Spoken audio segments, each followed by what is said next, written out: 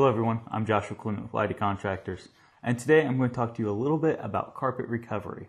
Now when it comes to carpet recovery, there's two major things that you can do. One of them is actually patching it with a needle and some string, those stray carpet fibers that have just started to pull loose. You can actually sew those back down into the carpet. The other option is to actually cut out a section of carpet and glue back in a patch. And I'm going to talk to you about both of those. Now when it comes to sewing in those fibers that have come loose, I like to use a curved needle with a thread that is very close to the original color of carpet.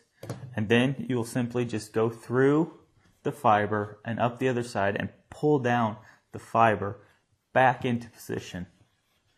If you're doing the other option, you will need some carpet glue, a razor blade. This happens to be a carpet knife.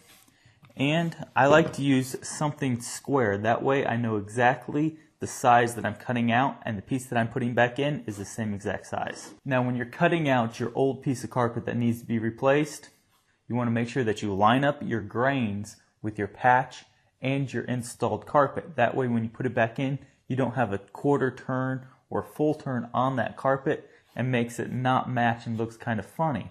You'll take your carpet knife, cut around the square, make sure that you go all the way through and aren't just cutting the top fibers. You want to put quite a bit of pressure on this and make sure you're hitting that subfloor underneath. Then you'll remove the block, take out the carpet piece, and cut your new piece. When you go to put it in, you'll take your carpet glue and go all around the outside where the patch is going to go, and then you'll kind of fold the carpet and push it into place. You can kind of ruffle up the fibers a little bit, that way it kind of flows smoothly across there. Make sure you let this fully dry before you walk or move anything across it. I'm Joshua Clement with Lighty Contractors, and we just talked about carpet recovery. Thank you for watching. Good luck with this project.